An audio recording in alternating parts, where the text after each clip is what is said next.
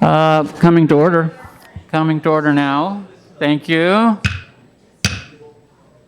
Would like to start the meeting. Okay, one comment before I go any farther. We need to have a seat in the room with existing seats and not anyone in the aisles that's breaking the fire marshal's rules. If you look up on the wall there, it has a maximum capacity and the room set up for maximum capacity. Now the good news is we have the TV on out in the lobby. You can watch this from there. If you've given us a speaker request form, you can come in and line up over by the podium when I call your name. You can come in from outside, but you can't stand up in here. Now, when the crowd's this big, I'm going to I'm waiting for everybody to stop. We may need to close those doors because they can talk out there, but we can't talk in here. If people are having conversations in the room, it's very difficult for us to stay focused on who's speaking. Very hard.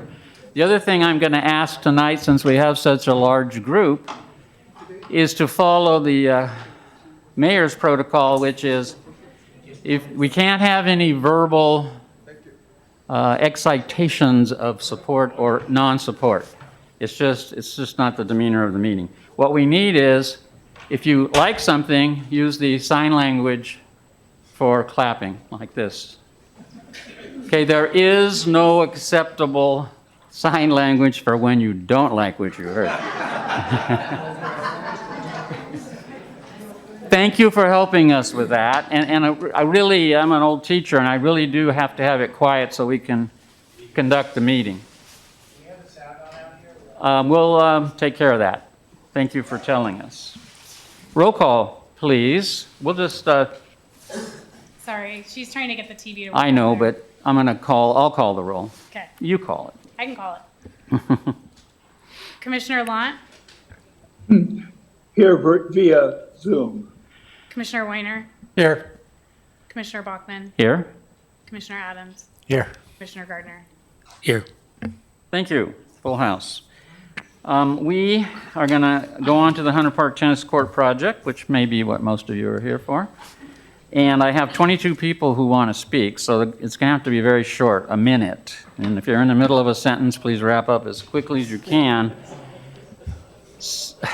Acting Director Dials will be timing you. She'll be probably over there by that point. And please respect the ending bell. And the way to handle that, first of all, we're going to, there's no general forum at study sessions anymore. We hold those just at business meetings, but we allow people to speak to the issues that are on the study agenda, and that's what these 22 requests are for. And the way we do that at a study session is we're going to have a staff report. She's going to give us the background, anything we've asked her to prepare for us for this meeting, and a vote for next week, we hope. And then after that, we will ask clarifying questions to be sure that we all understand where that we're at coming into this meeting. And then I'll start calling people up to that microphone over there. And please limit yourself to 1 minute. And the other idea is if you cannot, we're working on it, we're sorry. If you try not to repeat yourself. You only have, there's a lot of people saying stuff. If you want to get an extra idea, and that's great, that's your time. Or even second something else somebody else has said, just remember, it's only a minute. Okay. Deputy Director Dye? Yes, sir. One thing I want to say to the folks in the room, too, is we got a lot of emails on this. I think I counted 138.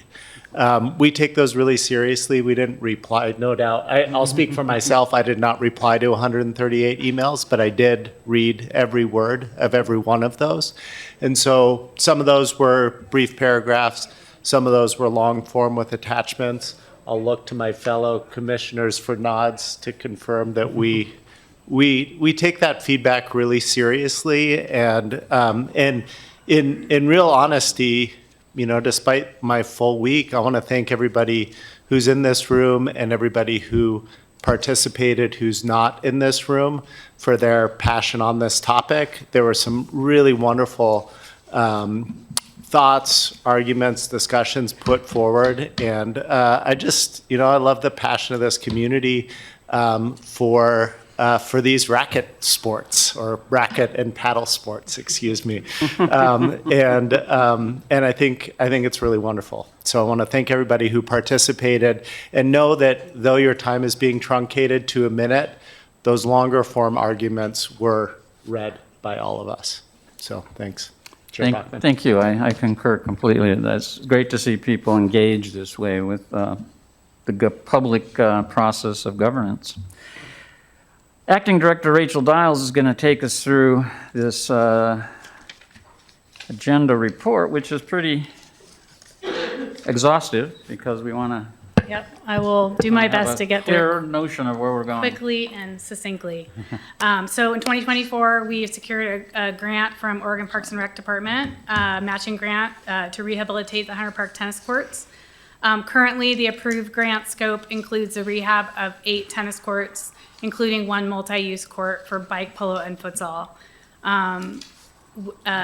The commission asked to revisit this to see if there was any wiggle room in case we wanted to alter the project, because any deviation from the scope does require a public process and formal submission to OPRD, an amendment basically of the grant. So we are seeking direction from the commission on any changes that you may want to make. And at the last meeting on March 11th, Parks Commissioners directed staff to present options for the April study session. So that's what I'm doing this evening.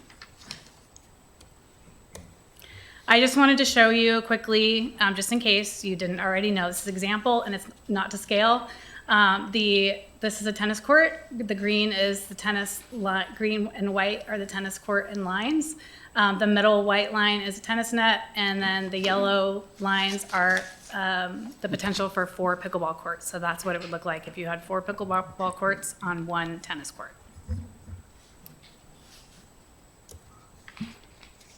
The options that staff came up with is option 1 would be no change to the current grant, maintain status quo. Option 2, we call it the limited expansion of pickleball. So you'd have 8 tennis courts. 1 of those would be shared, so court 5 would be dual lined for 4 pickleball courts.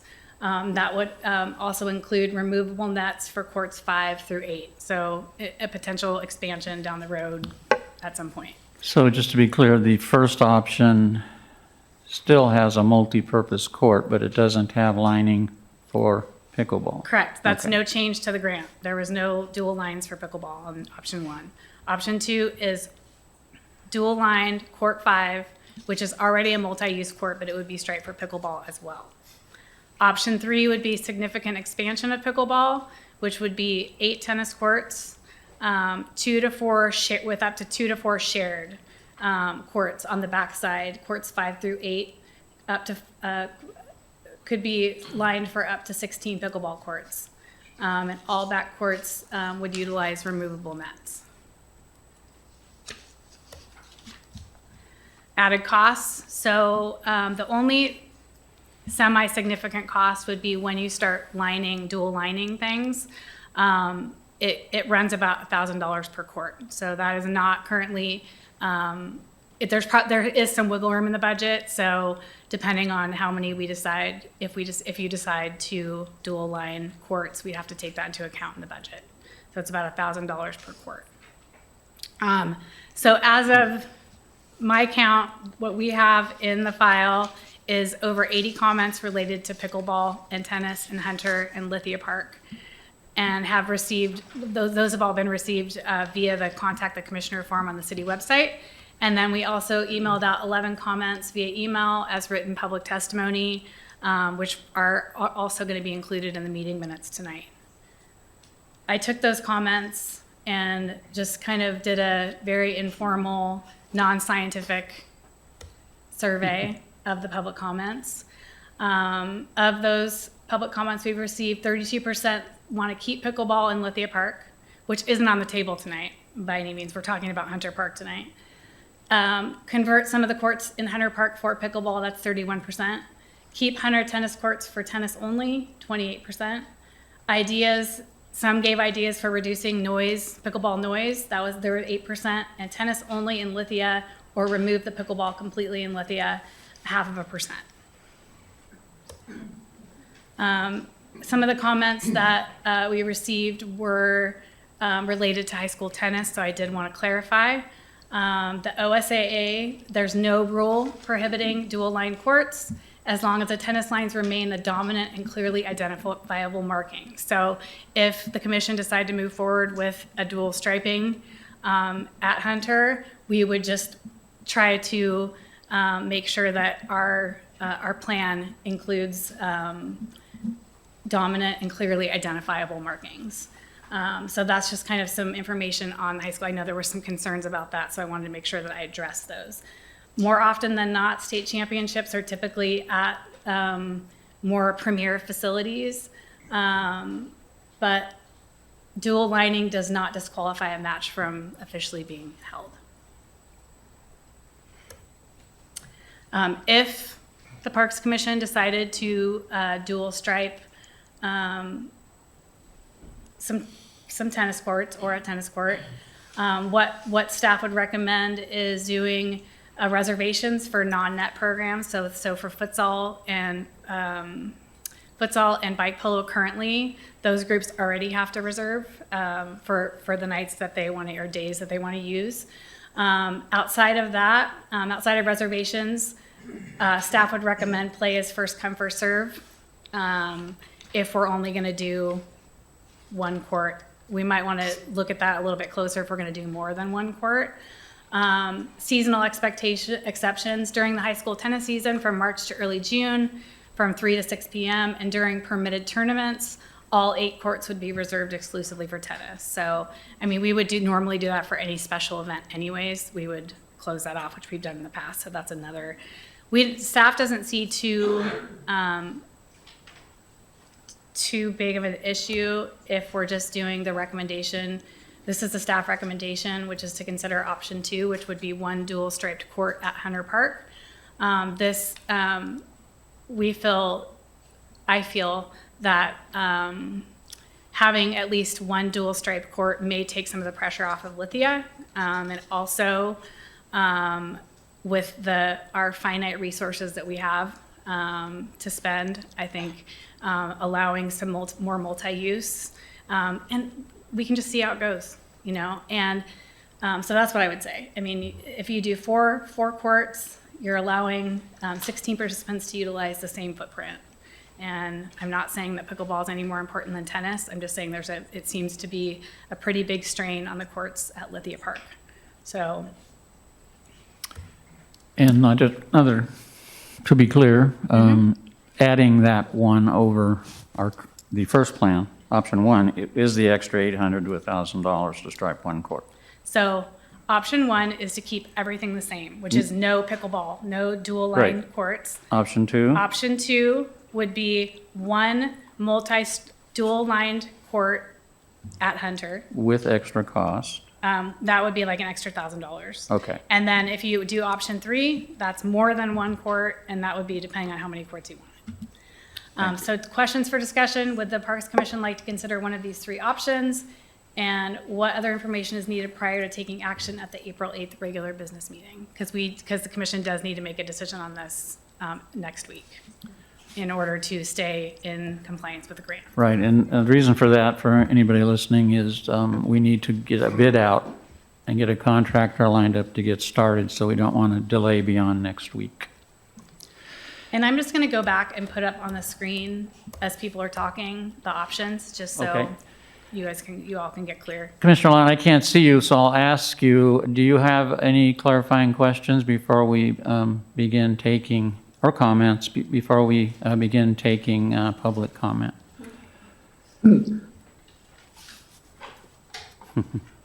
Thank you, no. I can see you now. Now I can't. Okay. Mr. Adams.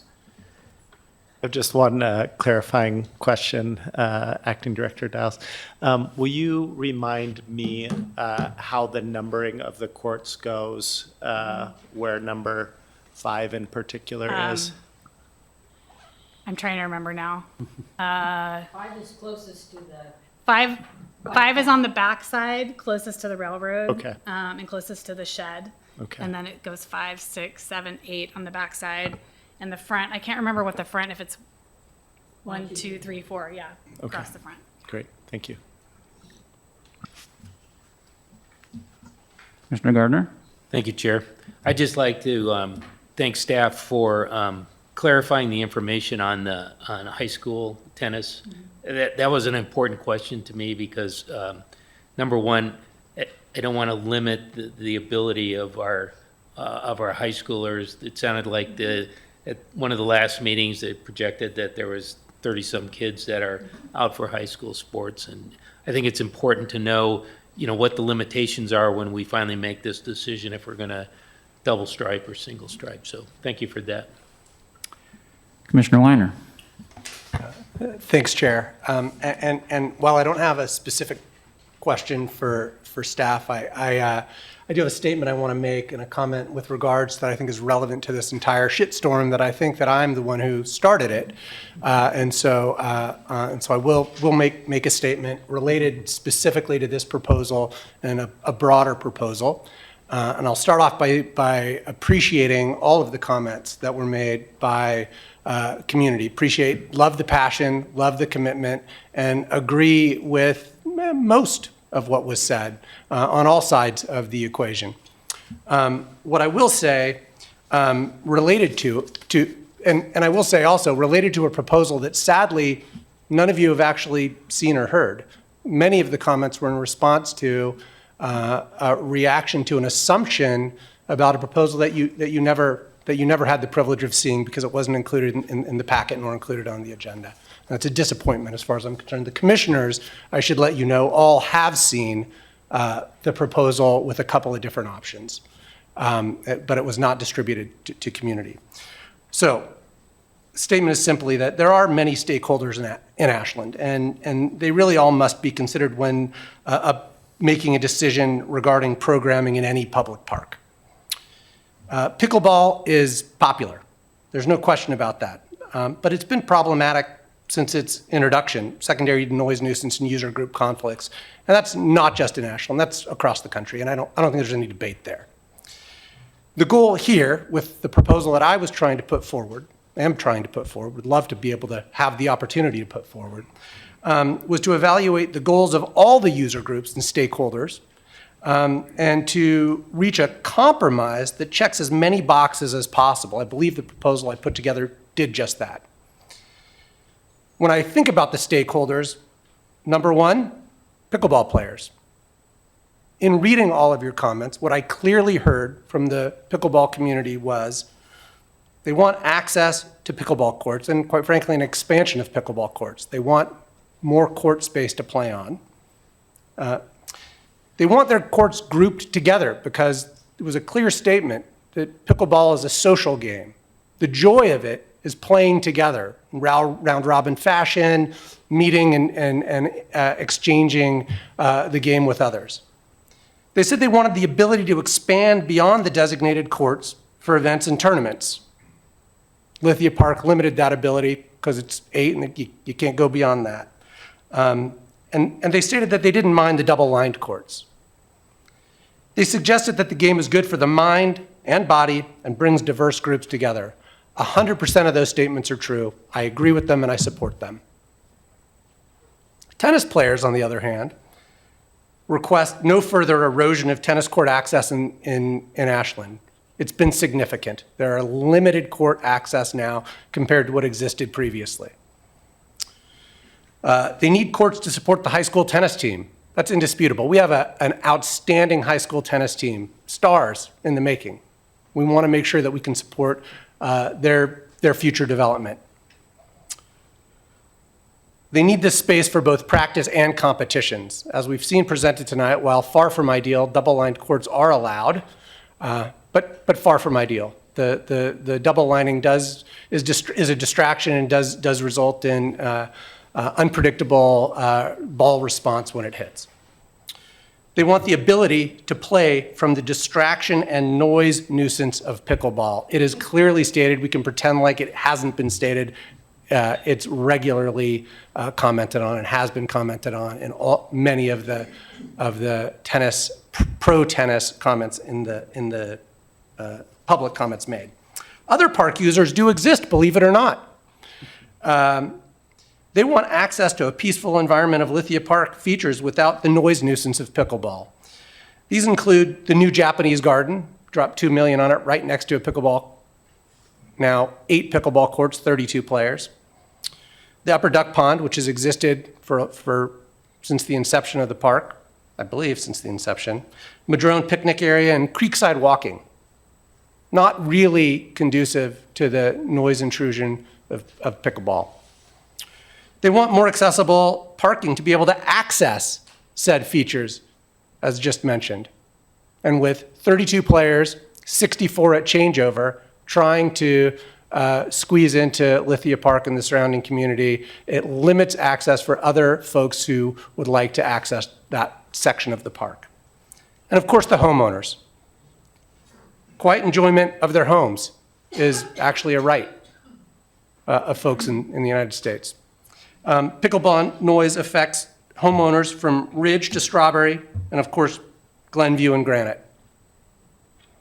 The Hunter Park location does allow for some noise mitigation interventions based on its flat topography that Lithia Park does not, because it's in a river canyon, in a creek canyon, and the sound travels upward. You couldn't put,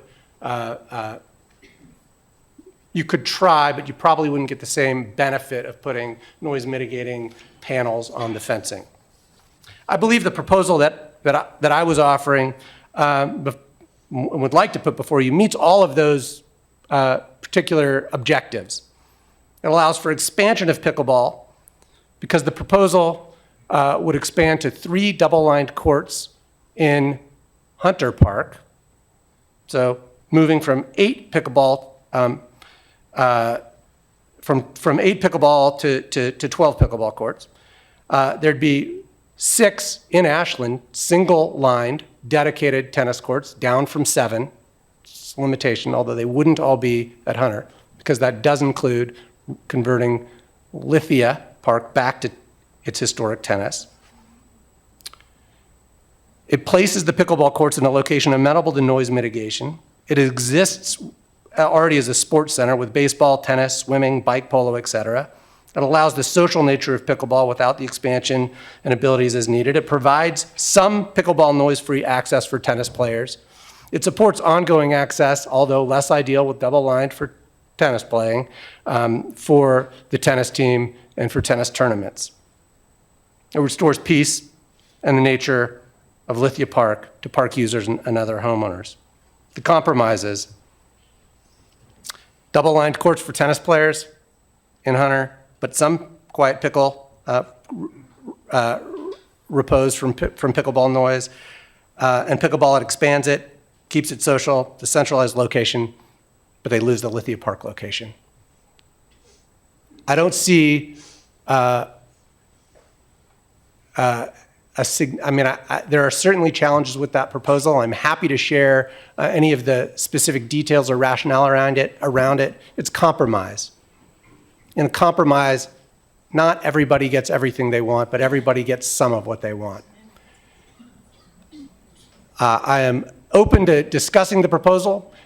It'll be voted up or down, and the community will have what's had based on what the feeling of the commission and the community needs. But if we can't have conversations about proposals, then we're not much of a community. Thank you. And I had asked Commissioner Weiner to have this presentation so that we would understand a bigger picture into which this one small decision we're going to make next week fits. I will say here that I think this is more of, probably belongs in our strategic planning meeting rather than, it doesn't, it's not on the table for a discussion. We can talk about it some more tonight, but we don't have time to process this before we have to make a decision about moving forward on the grant. So I just want everybody to have a sense of the bigger possibilities, and I appreciate your work on this.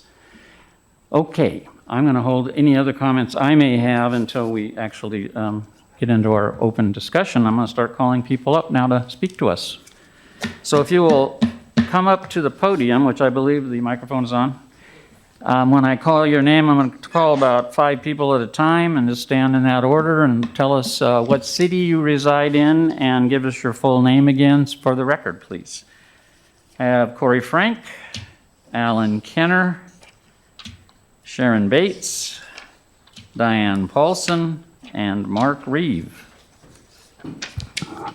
And again, you'll have 1 minute 1 per minute, so person. Oh, that, sorry. it's over here, the podium over here by the press corps.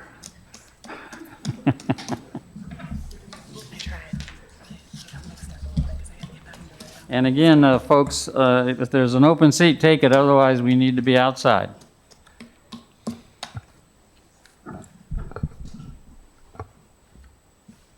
We can't be standing other than the people that are going to speak. Thank you very much. That's a fire marshal rule. Ms. Frank? I'm Corey Frank, and I live here in Ashland, and I've been before this commission many times talking about the need for more pickleball courts.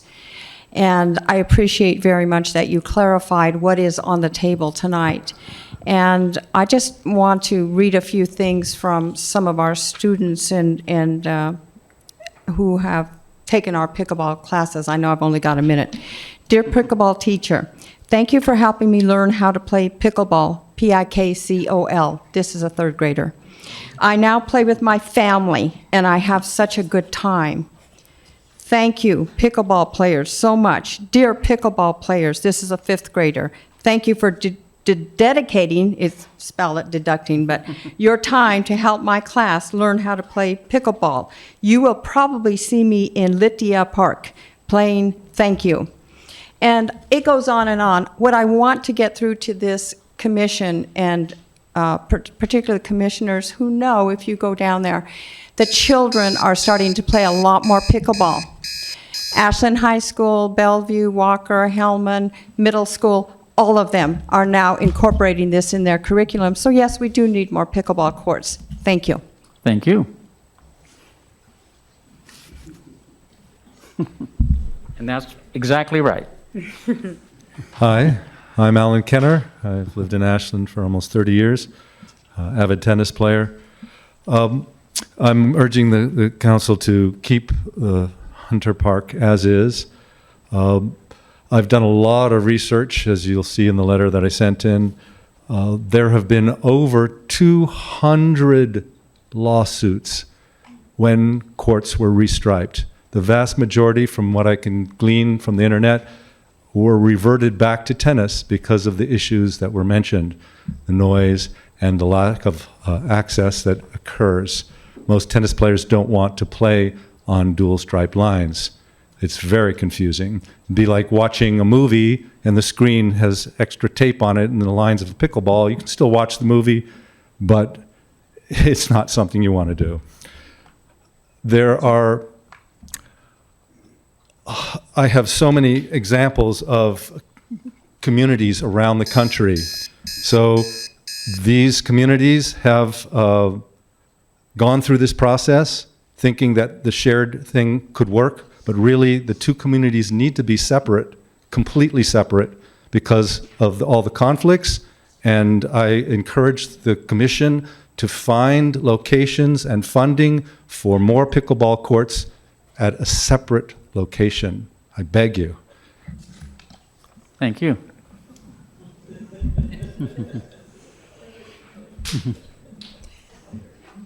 Hello, I'm Sharon Bates. I live in Ashland, Oregon. I came here thinking we were going to be talking about exactly what you presented, so I wanted to speak to that mostly. As far as You go ahead and do that. As far as Hunter goes, I'd rather see, I guess if the tennis players don't want to be anywhere near the pickleball players, that's a different issue that needs to be discussed. But I'd rather see just 4 permanent pickleball courts and 7 permanent tennis courts, because I have never met a pickleball player who likes double lines. We do it because we have no choice sometimes. I wanted to just say that please don't make joyful sounds and noise and playing illegal in any neighborhood and in any park. Public parks are for fun. Pickleball is for all ages.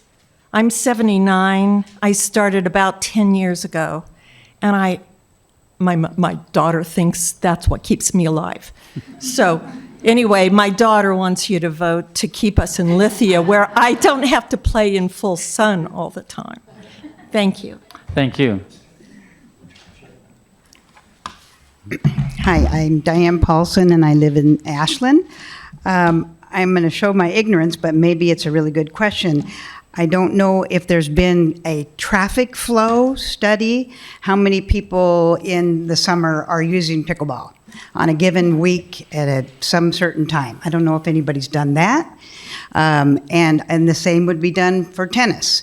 I'm not sure about the polo bicycle thing, but I guess you could do that too.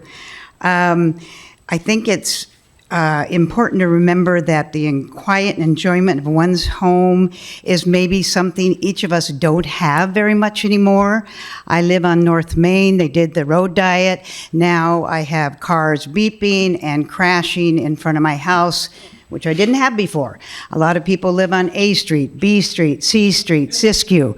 I don't think it's quiet. So I'm not sure that should be our goal. I understand there are some people who don't play pickleball who actually don't like the sound. I kind of like it. Like Sharon said, it's a joyful sound. It is a pop, and there's just something about it that seems energetic to me. I'm going to read some facts here quickly. I'm sorry, you're going to have to You're stop out of now. time. That's it? already. Oh, okay. Yeah, I'm Fastest sorry. growing sport, 311% Just sent- increase over last year. Thank you.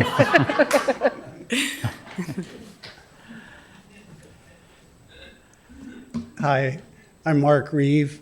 With my wife Leslie, who's here tonight. We live on Granite Street, 400 or 500 feet from the pickleball courts, and I am a lifelong tennis player and a pickleball player as well for the last few years, where I've been able to make social and other connections and friendships and enjoy the incredible beauty of the Lithia courts.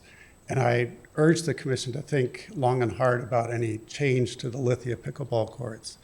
I realize that's not on the agenda. If on the agenda of the options, I think, as staff suggests, option 2 may be the best compromise at the moment in terms of what's been proposed and what's been funded already from OPRD. But I would say long-term, I would hope the commission looks at the incredible interest of this community and the resource that's available. I have volunteered with kids in school, at the high school and the elementary. Pickleball is growing. Long-term, think of the commission as providing pickleball in a more comprehensive way, perhaps elsewhere in the community. Thank you. Thank you. And the next 5 are Carl Karstensen, Robin Donaldson, Philip Sprague, Kathy Bates, and I think I have one more, but if it's 6, it's 6, Carlisle Stout. Hi, you all. Let me know when the clock starts, okay? It's starting. Okay. First of all, tennis people, I love you. I really do. I'm a tennis player, athlete of many different sports, currently a pickleball player. I teach PE at Ashland High School. I run a pickleball club there, and I'm getting 25 to 32 kids out twice a week. It's the fastest growing demographic. My vision for Ashland is we turn it to a blue zone. Okay, people? Seriously.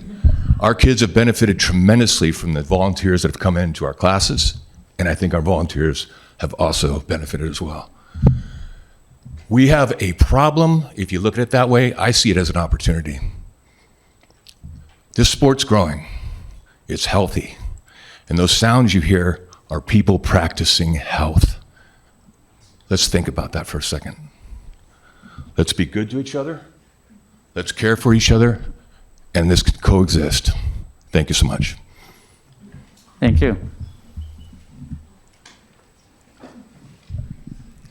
My name's Robin Donaldson. I live on Granite Street, 114. Excuse me. I'm super passionate about this. Why? I wake up at 7 in the morning in the winter listening to hockey players, and that puck is hitting those backboards, and I go, God, they're at it already? 7. Good for them. You know, time to get up, go have coffee, go exercise. It's wonderful. I hear kids playing in the park. Wonderful. I hear the bands. My living room vibrates with bands I'd never go listen to, but I know 1,000 people are there enjoying it. Are we going to negate sound in our life? Sound of joy? Sound of people going out and engaging? Doesn't mean I have to like it, but somebody does, and it's a community. So this community is for everyone. And that's what I like so much about living near the park, is you see people walking with dogs. I saw a guy walking his Siamese cat today. A cat. Turkeys. Birds. All kinds of sounds. Thank you. Change our diet. I listed myself as Kathy Bates, but I heard you wanted the official full name. No, so that's fine. It's Dr. Kathleen Bates, okay? I'm down at the record. Anyway, former collegiate tennis champion and tennis coach, and I've never been happier than I am at 79 playing pickleball 3 times a week in the beautiful, blessed place of Lithia Park.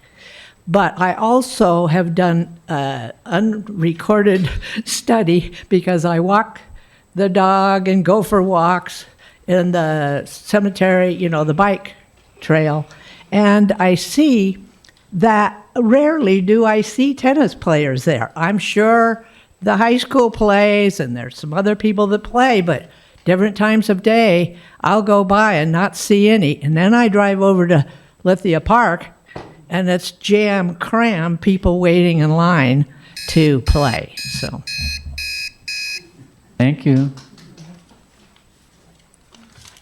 My name is Philippe Sprague, and I'm a longtime Ashland resident. And I'd like to know, is the biggest complaint, I think it's from you, Commissioner, is it the sound? Am I understanding you live on Granite Street? We can't have a conversation during these. I can't? I can't ask you any questions? You can talk to us, but we don't. Okay, it's somebody on Granite Street, I believe, is up there is saying that it's too loud. They've been one that's spearheading this.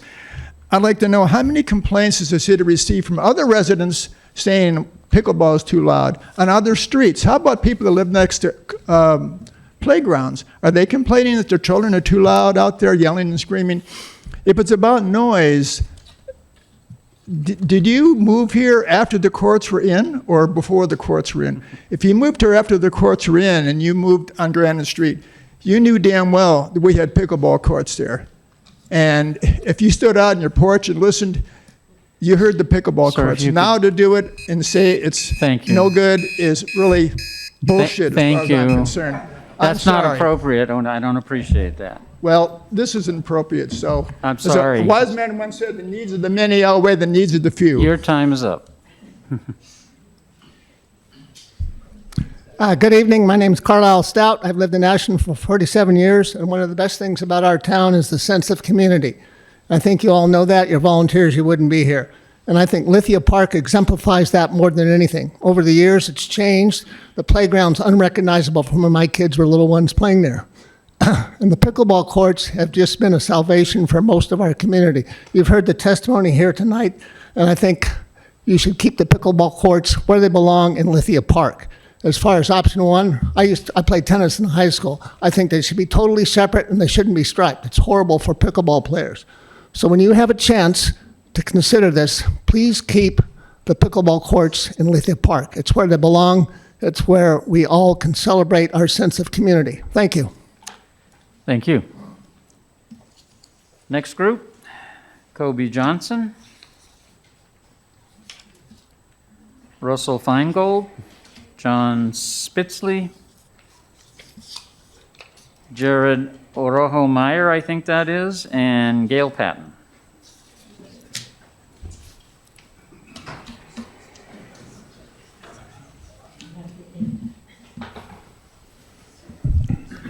Thanks for your time. I love what everyone's saying.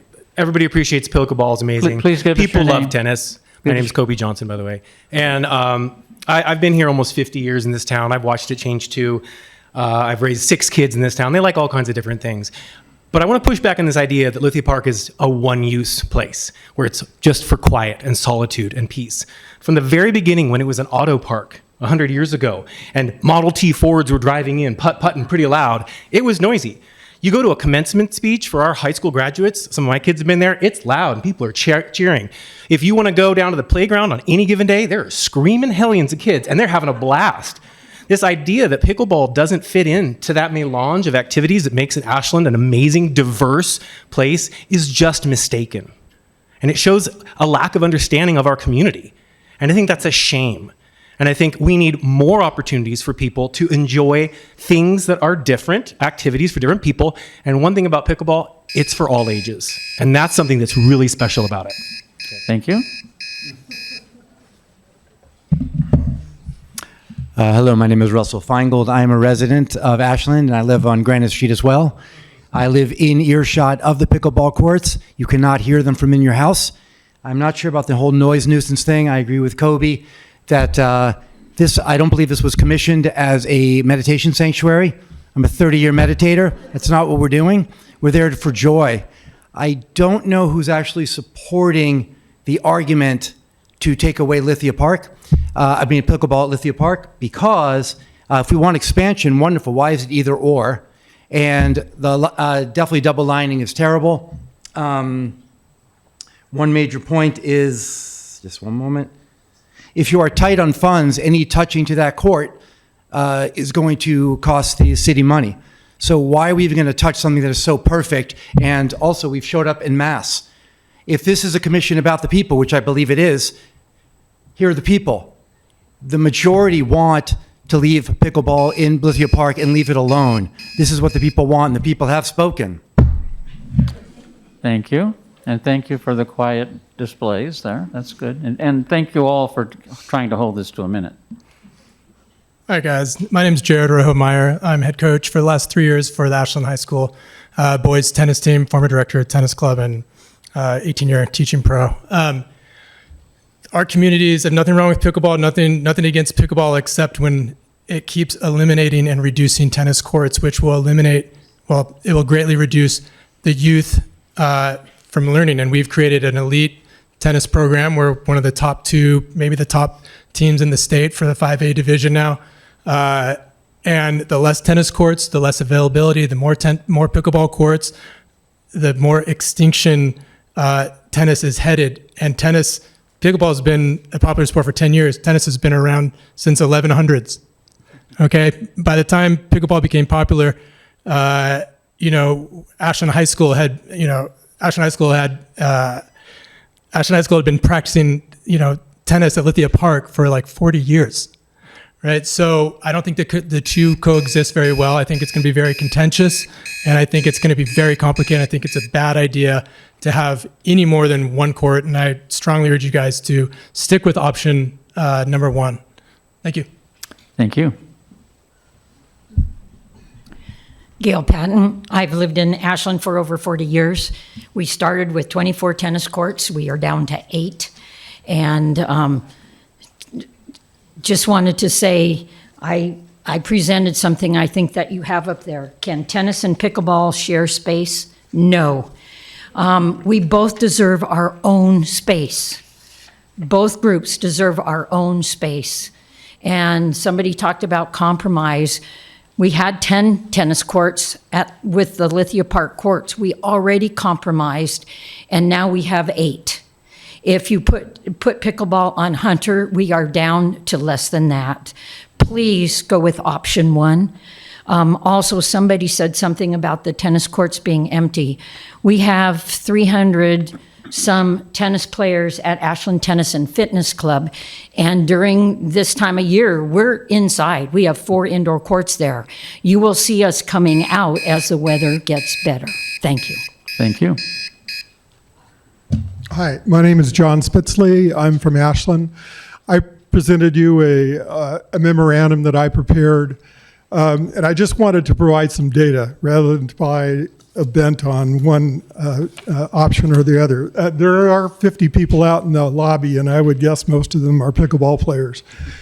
I attended many of these meetings on the pros plan, and one of the things that they presented was number of participants for different events. 21,000 golf balls and rounds of golf, 20,000 ice rink admissions, 7,000, 8,000 pool admissions. What I did, I was interested, well, how does that stack up to number of pickleball participants? Participants means one person, one event playing. And so I went through Playtime Scheduler and went through a number of gyrations that I present in this memorandum. Conservatively, there's 15 to 20,000 participations every year in pickleball. So just to give you an idea where that stacks up in our community, 15 to 20,000 participants. That's one person, one time playing. Just thought you'd want to know. Thank you. Thank you.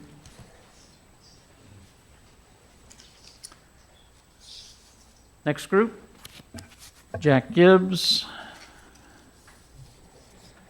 Bruce Laidlaw, Joel Heller, and Stan Mavis.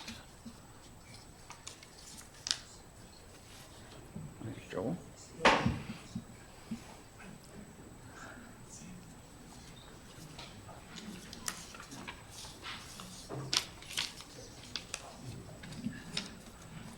Once again, if you're not in order, that won't kill us, but please identify yourself and the city you live in. Hello, I'm Jack Gibbs, Ashland, Oregon. I helped start a petition to protect the courts in Lithia Park, and there's over 150 signatures in a couple days, so that's pretty cool. I've been here for 20 years, raised my family here, have my business here, moved from Chicago, largely because of the wonders of Lithia Park. Pickleball enhances the social fabric of communities, connecting people of all ages, abilities, and social strata. A lot of this is repetitive, is what you've already heard. It's a special and unique dynamic I think we need more than ever in the world today. It's a very unique and special game. It brings people together. Kids play with their friends, with their parents, with their grandparents. Strangers help strangers learn the rules, share equipment, learn techniques. It's really a social wonder, quite honestly. Our young people need more positive and hopeful opportunities that are fun and easy to access. Furthermore, pickleball as an economic driver, I'd love to see a study on the impact of that, and I think it's probably pretty prominent. It drives, oh shit.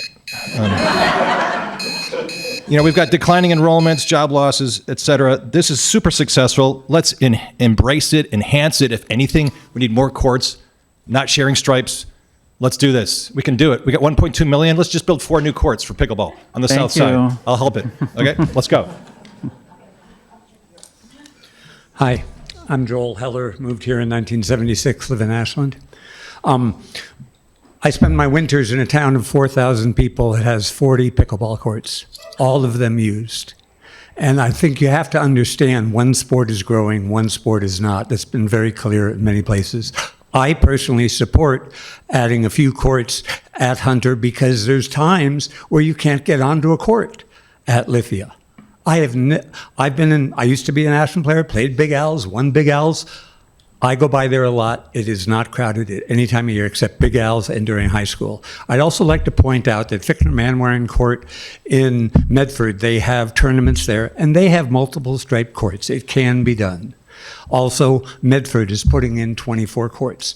Pickleball, when we talked about it 10 years ago or 8 years ago when I was on the commission, people said, pickleball is just a fad. Tennis has history. The truth is, pickleball has been the fastest growing sport in the country for 8 years, and I predict it will continue to be so. Thank you. My name is Bruce Laidlaw, live in Ashland, avid tennis player. Very rarely play pickleball, but it's fine, no problem. I don't boo when I hear about pickleball people.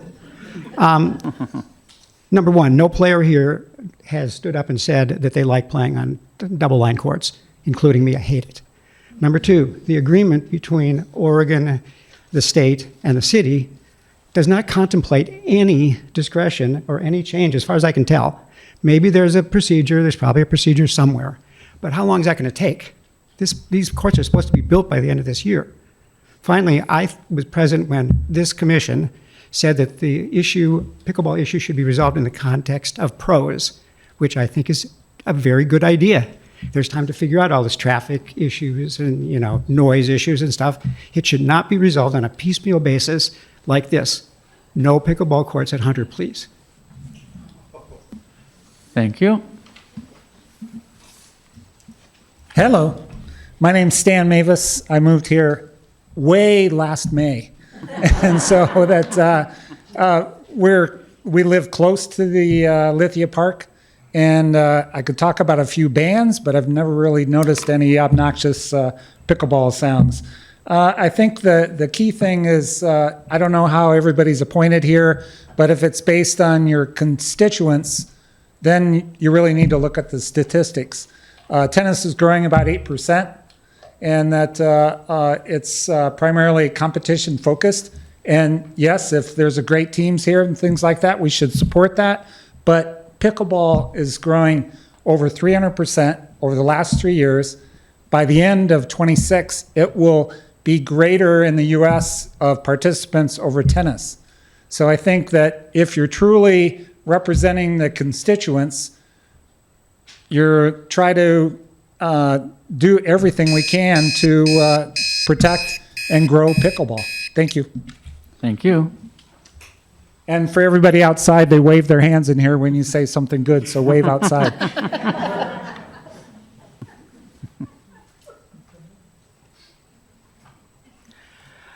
Three more, and then we'll move on. Noah, I'm going to say Brian. I can't quite get the last name, so you can clarify that. Martin Stockmuller and Ludi Lyman. I'm here first, so I'll start. I'm Martin Statmuller, coach of the girls, high school girls team, co-coach. I want to address something Rachel said about the OSA regulations. Please don't conflate OSAA, what they will allow, with what is what actually works. Okay, you can't play true competitive tennis on double line courts. We had hoped that once the courts were resurfaced, we could actually host districts and invitationals. If you double line the courts, we simply cannot do that. I'd be humiliated to invite somebody down, all the way down to OSA, to Southern Oregon, to play on double line courts. Right now we play our district championships in Thurston. Their courts are terrible, but at least they're single lined, the way it should be. Finally, I just don't understand why solving the pickleball problem has to fall on the shoulders of the tennis community. I think pickleballers should have courts, absolutely should have courts. They want to have courts, we want them to have courts. We cannot share courts. It doesn't work for either group. Thank you. Thank you.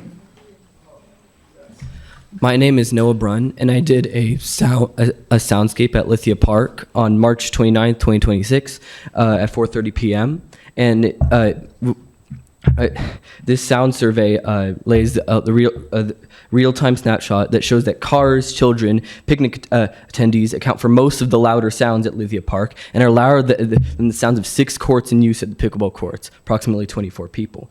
Pickleball is faint to moderate in direct vicinity of the courts, and the decibel level is often much higher in other parts of the park. That is, sounds coming from other sources, such as the creek, passing cars, and children are represented as bigger circles on the map that I made. 7 locations out of 26 have a detectable sound level from pickleball. Of these 7, 4 are faint, hardly audible. 2 are moderate, less than 60 decibels, which is less than the sound of a car passing by. And 1 is inaudible, at less than 25 decibels.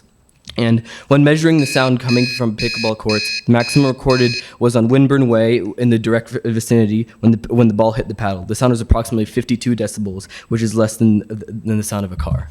Thank you. Thank you.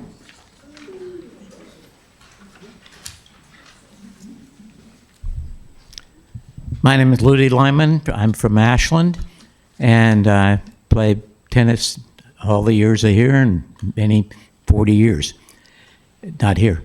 Anyway, obviously the big thing is to find some other place to put some pickleball courts.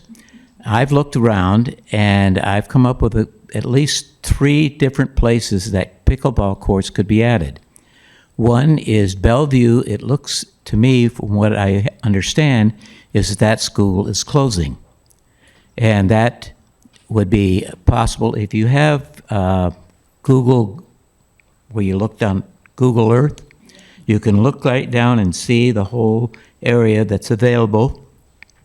The other one is Lincoln Elementary, which is across from the high school, and it's got a large parking area and a huge cement slab where there's 2 basketball courts, or not courts, they're just the basketball rings, or what are you going to call it? Anyway, if you can look at that, you can see that it has parking. It has a large area field between it and housing. Real possibilities. Also included both in Bellevue and Lincoln is the indoor. There's 2 large gyms. Thank you. My grandson ask you to has. wrap up. Okay, my grandson has used the one for wrestling, and the college, they have 3 empty courts. Thank you. Okay. Thank you all for your heartfelt presentations, and thanks to everybody for keeping the sound down so we could have a meaningful meeting. We're going to take some time now to talk about these 3 options, and I'm going to ask Rick Launt, once again, since I can't see him, to be sure he doesn't get left out, if he wants to start. He's off away from Ashland and is here by Zoom.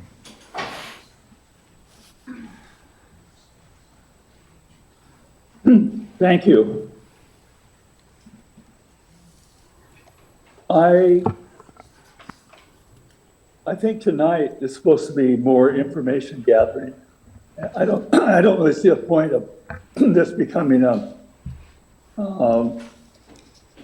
argument about what's the best course. I think the only thing that really makes sense to me is if there's some option that we can discard, and the only one that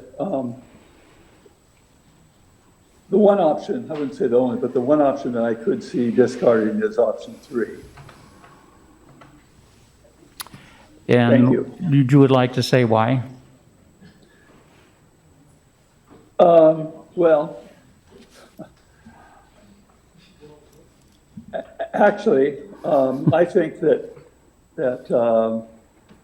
it's a really controversial issue, obviously, and there's no clear consensus, and therefore making a major change like this seems premature and not well advised. Thank you.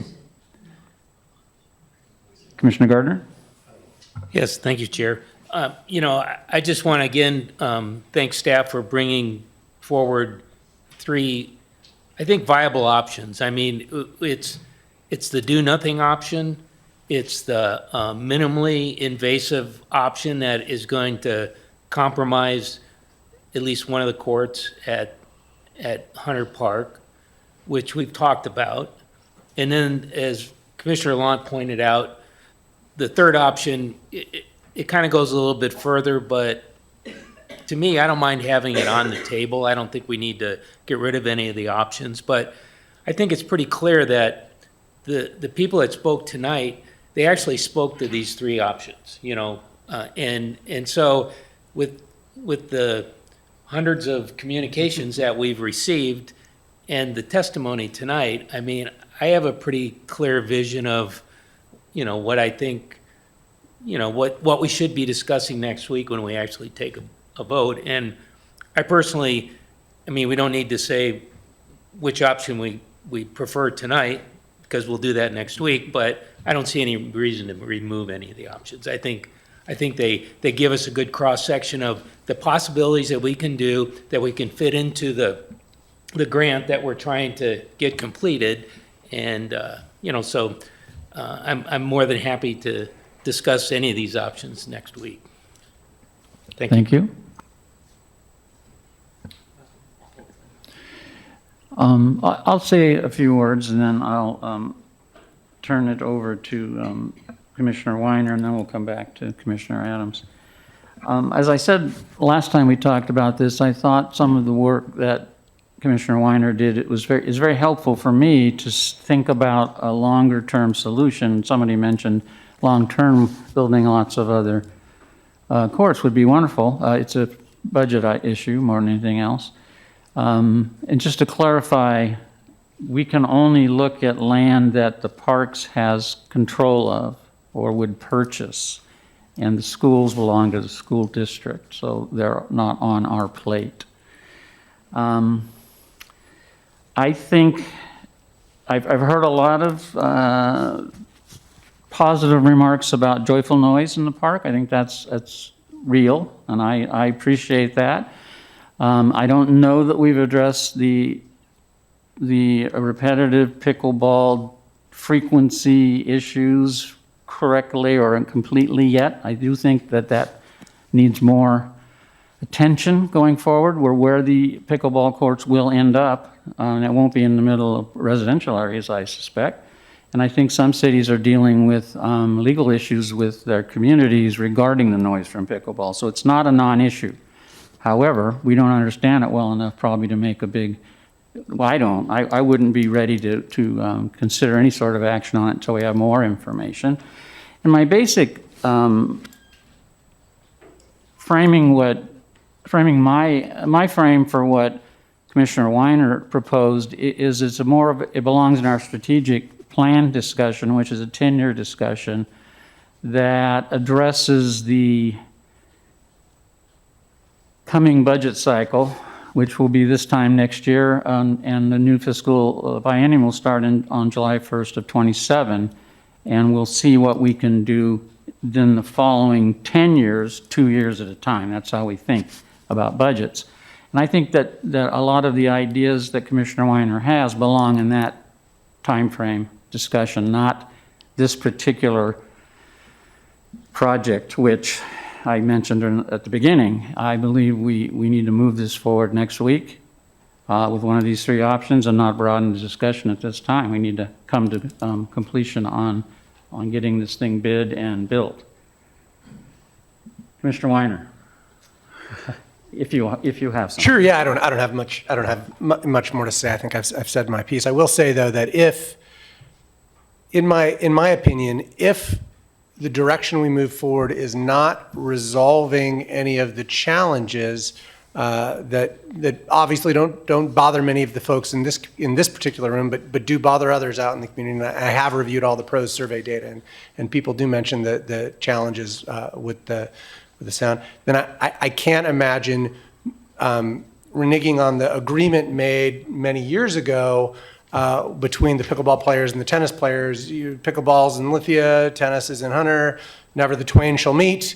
So if we're not actually leveraging this opportunity to solve a problem, then I think you got to honor the original agreement. That's my opinion. Thank you. Commissioner Adams, anything?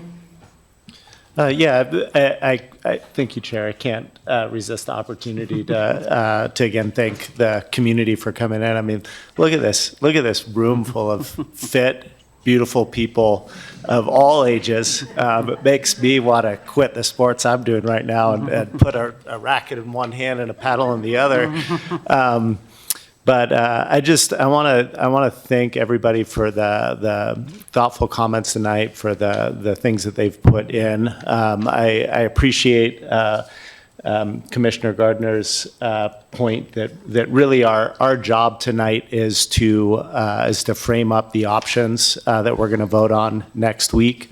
I've got a lot to chew on from what everybody shared tonight, but I agree with you, Commissioner Gardner, that this is the right framing. I encouraged my friend and colleague, Commissioner Weiner, to bring up his points about, sort of a wholesale shuffling. I'm glad that I got to read your proposal. I feel like the feedback we're getting back from the community at this point is at very minimum that this isn't the time. People love those courts in Lithia Park. Not everybody does, but it seems like, most of the comments, we got sort of like a split of people who live on Granite Street, and that everything we got from anybody who didn't live on Granite Street was that the court should stay in Lithia Park. And I don't pretend that 140 emails is the representation of the entire community, but that's what we got from a lot of passionate people. And so, again, back to the core point, which I'm echoing from Commissioner Gardner, I think these are the right three options for us to consider next week. And again, thanks to all of you. Thank you. Anything else? Okay, so we're going to bring back all three options. I just wanted to say one more thing. Okay. I just want to reiterate that any minor changes to the grant are not going to require extra time. All we have to do, I've talked to the Oregon State Parks Department, and all we have to do is submit our public comment, the public process that we went through, and an email confirming what we want to do.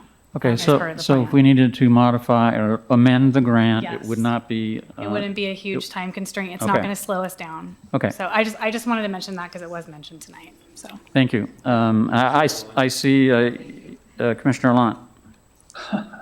Thank you. Commissioner Bachman, you said something that I would like to respond to. And that is, you're right, we can't determine what happens on Ashland School District property. But since Ashland School District has added pickleball to their curriculum, we should encourage Ashland School District to build courts on some of their bare land. I think that's a really reasonable thing to do.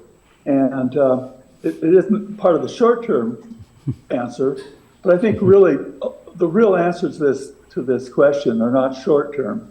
And for me, that's one of the long-term that we should be looking at.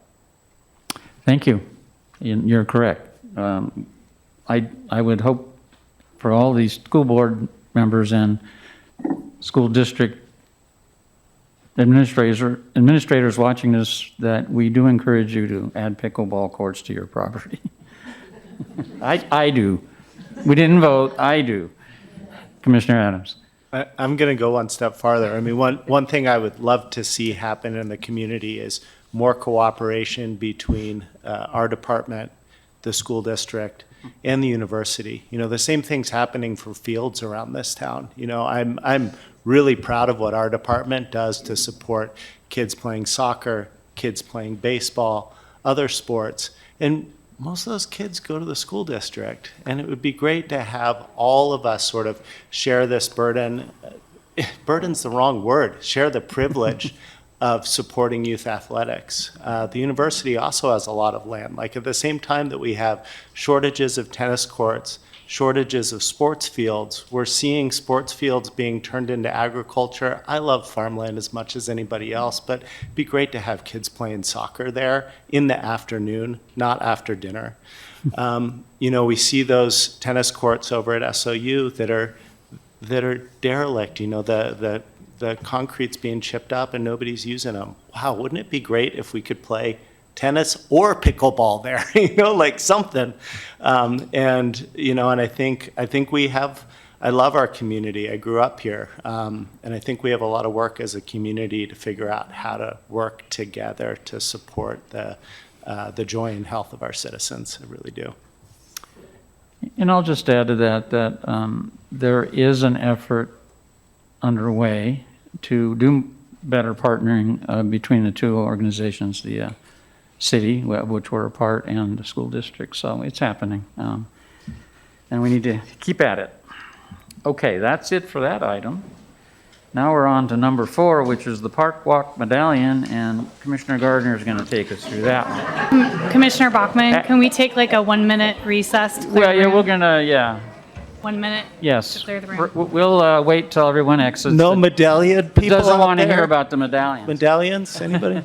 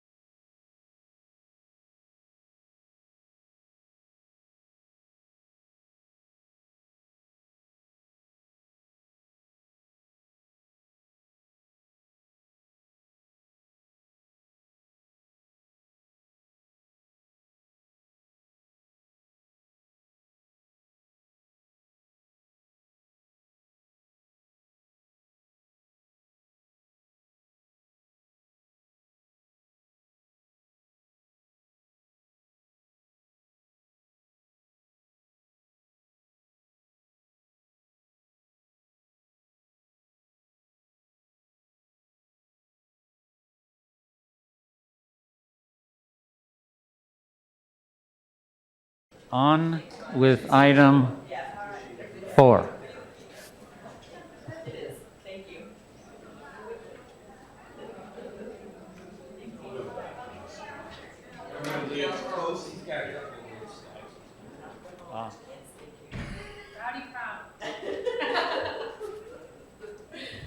Okay, so we can get Commissioner Gardner's slides up. We'll keep on moving. So thank you, Chair Bachmann. So what I'm here tonight to present to the commission is an idea that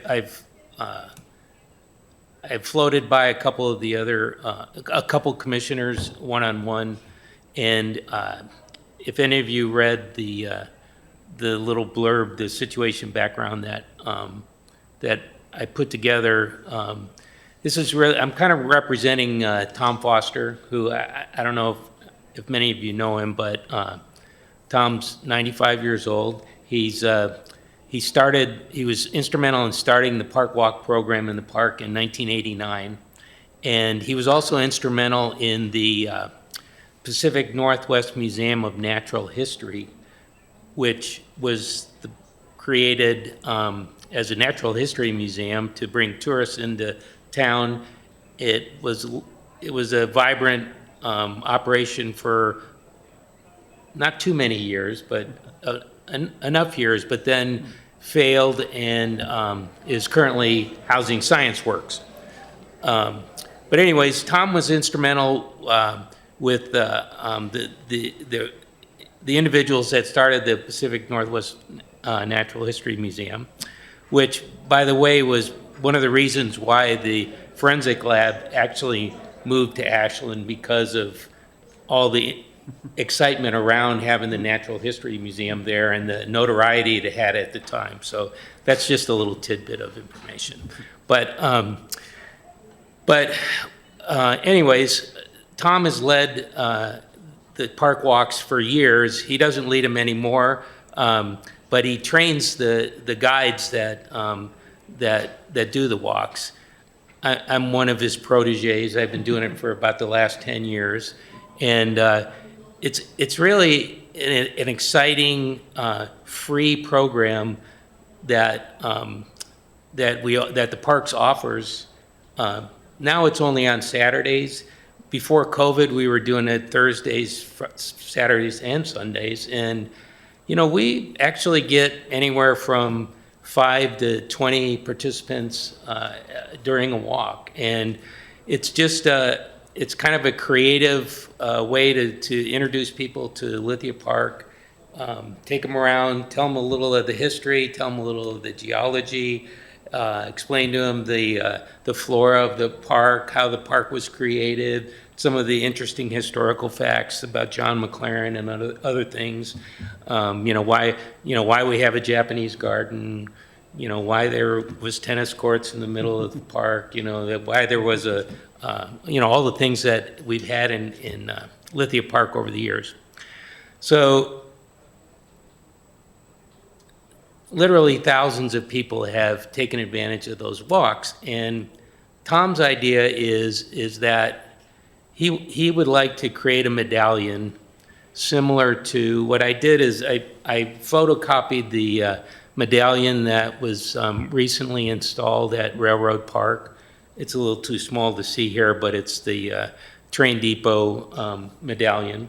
And his idea is to create a similar medallion to this that would be placed. This is the entrance to Lithia Park, which is where we right now we just put out a lawn sign on Saturday mornings, and people congregate there at 10 o'clock, and you know how many ever folks show up, we go. But his idea is to commemorate the dozens of volunteers that have led the walks over the last 30-some years, and install a plaque of some shape or form that, actually, if you want to go back to the previous slide, it would have this verbiage, the verbiage that's on the left-hand side of your screen there, with the park logo, and the bottom logo is actually the what's enlarged there, the Pacific Northwest Museum of Natural History logo that he would like to incorporate in, because there was actually volunteers from the museum that started the Park Walk program. Could you read that? It says, in gratitude to Lithia Park Nature Walk Guides, past, present, and future, for sharing their love of our beautiful Lithia Park with residents and visitors since 1989. Thank you. Thank you. So that's the concept. Tom wants to he actually wants to fund it. He wants to give it as a gift to the parks. We'd probably try to run it through the Park Foundation, where he could make the donation to the Park Foundation, and then we'd work with park staff to, if it's approved, to install it in the walkway there, approximately in the area where we congregate to start the park walks. So I think it would be a nice addition to the concept of Lithia Park, and actually it fits in with the Public Arts Advisory Committee, who's currently doing the I can't remember the exact name, literary walk, literary art walk. I can't remember exactly what it's called. There's going to be up to 100 of medallions around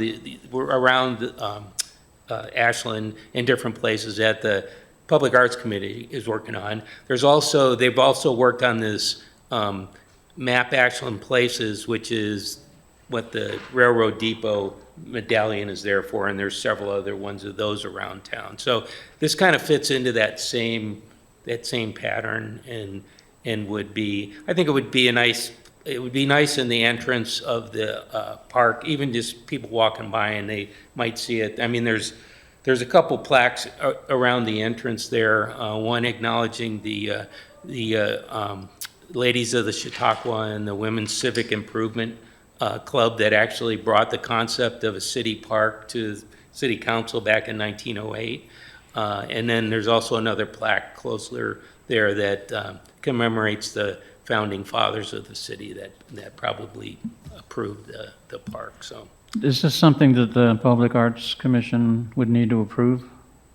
I think because it's in, my impression would be because it's within Lithia Park that, I've told them that. Yeah, so the process, my understanding is, in talking to the city, we will have to take it through the Public Art Commission. Okay.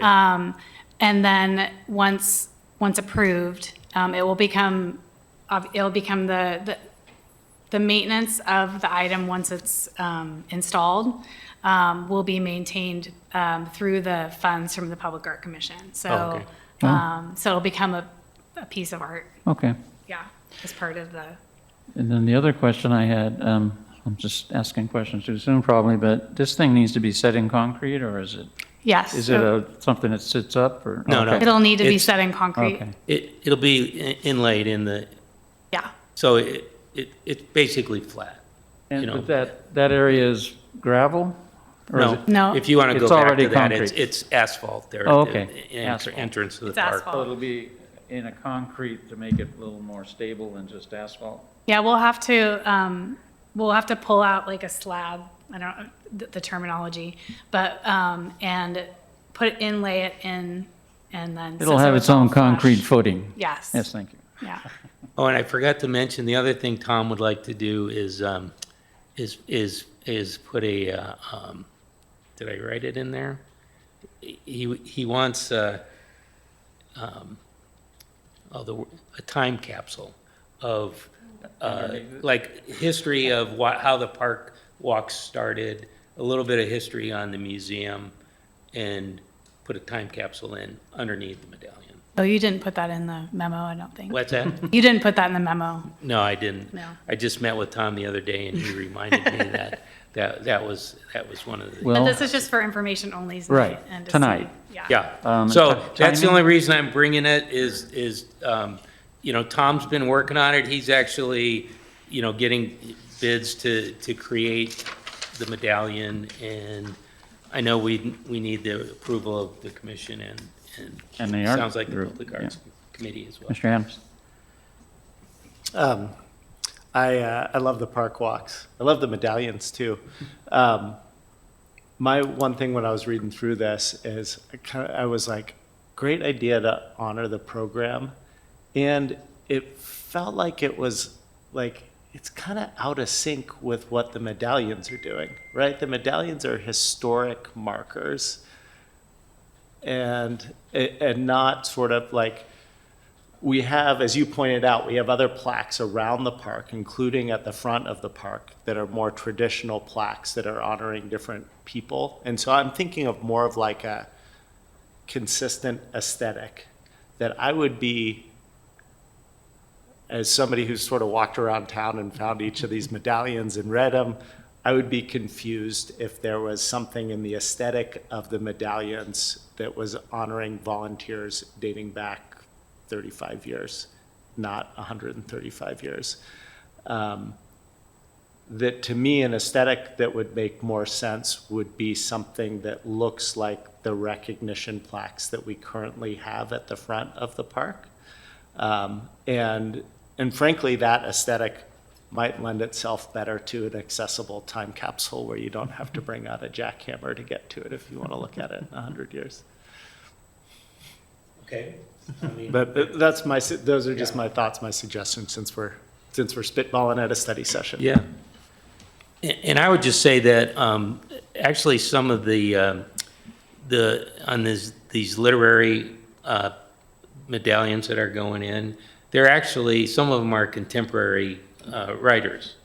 So it's not necessarily all historic places. It's actually recognizing. That's the theme is literature and doesn't have to be old literature. Right. Okay. They're not all Shakespeare, they're like contemporary. Mr. Lunt?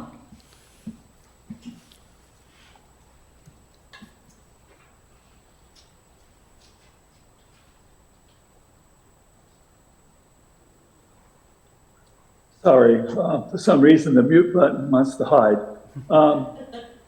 Thank you. What do I want to say?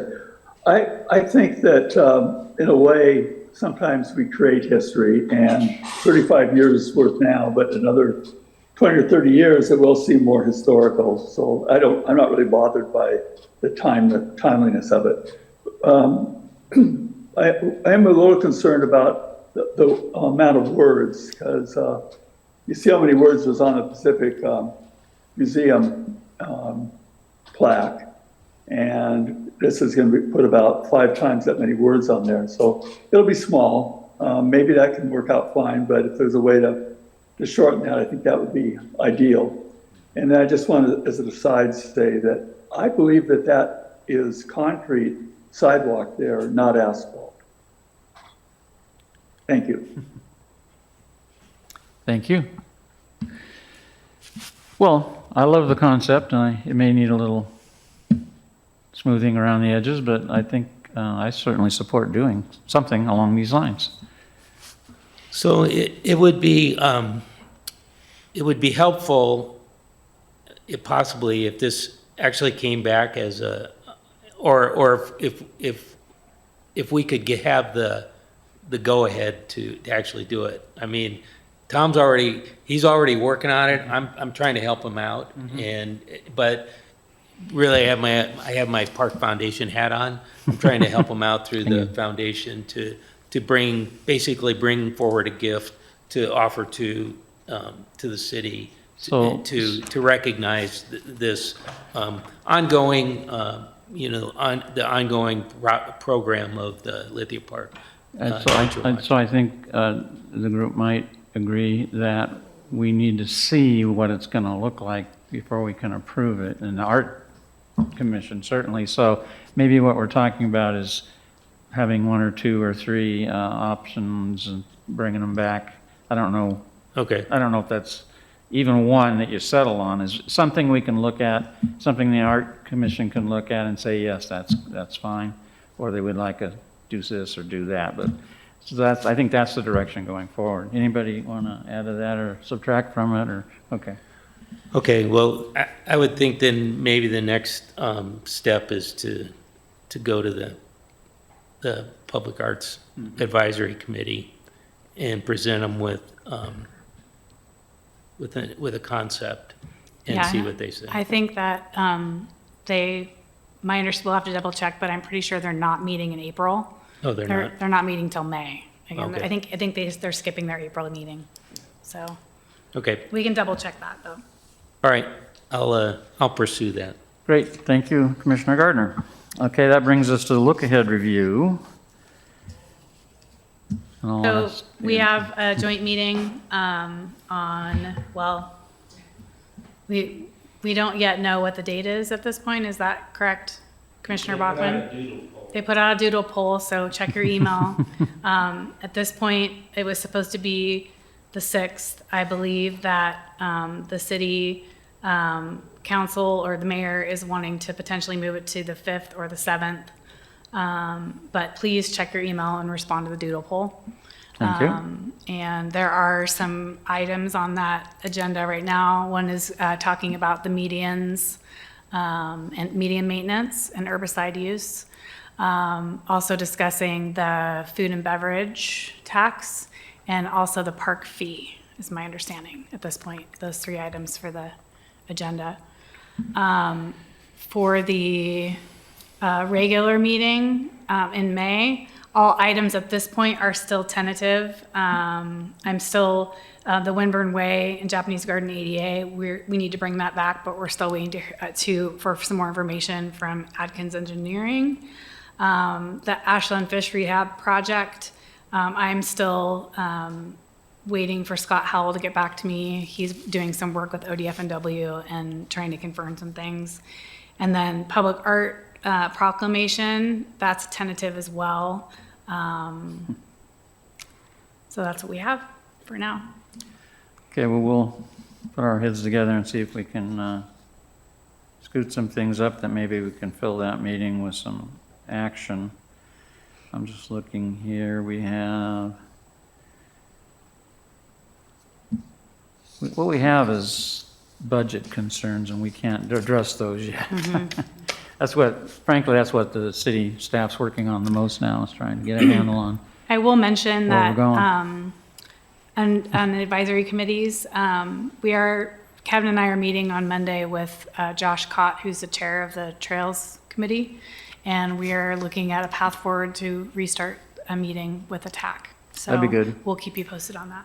That would be good. I don't want trails to stall because we're in a transition period here, if we can keep it going. And then I don't want to put this on officially yet, but we do need to readdress the way we're creating our charges and what we're going to do to make these advisory committees advising. Okay. Anything from anybody else? Commissioner Gardner. Oh, I am happy to report. I have one more. Keep going. Okay. I am happy to report that actually Parks Manager Caldwell, myself, and a few other people met this afternoon with Outlier Construction, and we've set a date of April 9th to remove the Butler Parazzi fountain and take it to the artist's studio in Phoenix, which is the first step in the process of getting all the final measurements we need and the information that the artists need to start the project of the actual fountain construction, and then tentatively set May 1st as a start date on the project. So that's when construction, fencing, and trails, certain walkways will be closed off, and probably be May 4th will be the day that they actually start working on dismantling the fountain. Thanks, Chair. So I was actually thinking about that particular project as it's coming up, and thinking about in relation also to the ADA access to the Japanese garden, and it dawned on me that if we're tearing out the fountain and the terrace and the stairs, does that then constitute a new construction of a publicly accessible facility that requires ADA access? My reading is that I think it does, and I believe it could potentially be accessed by looking at the path between the Japanese, if we're creating access to the Japanese garden. I believe that may be flat enough, but we'd have to do some looking at it. But I actually believe that it depends on if the terrace is considered a publicly accessible thing, in which case it as a new construction project under ADA, I believe it would require that. I think we should probably look at that as we get going on construction. The item I almost forgot is strategic planning retreat, 4 hours on a Saturday. Do we have the just acting director and I have the 18th of this month available to do that? How about the other four of us? The 18th? 18th, be like 9 to 1 is the idea at the cabin. Commissioner Lunt, you still there? I'm still here. This month. April 18th, a 4-hour retreat at the cabin. If you're not back, we can Zoom in. Yeah, I won't be back. Okay, but yes, I could Zoom in. Okay. And that, we may have two. We may have one a little later. I'm aiming for having a vote on this plan, which is a high-level, big goals kind of thing, by July. And that'll keep us kind of in sync with the council's attempt to do that. I don't think they're going to make it by July, but midsummer, in time to inform the next budget process, which will start in the fall.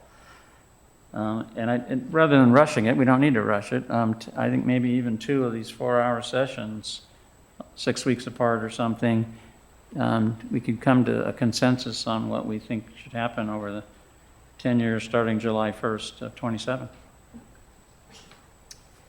A lot of big issues. One of the things to start thinking about is how can the Parks Commission best support the overall elected governance in the city, and what does that mean in terms of what the organization on the boots on the ground would look like going forward? That's a big strategic idea that I'm going to flesh out a little bit in this first meeting. What does the date look like for everyone? The 18th? That is the bike swap, so you'd have to go to the bike swap after the strategic planning session, but. Yeah. Okay. So what time? 9 o'clock, cabin. We'll do it at the cabin. Yeah, 4 hours, 9 o'clock start, no lunch break, but we'll have things to munch on. We do, we will have to publicly notice it It's a too, public so, meeting. yep. in case our press corps doesn't have anything to do. And we'll get a Zoom link going for Commissioner Law for that meeting.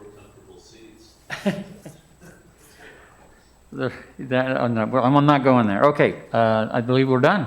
Meeting adjourned. Thank you all.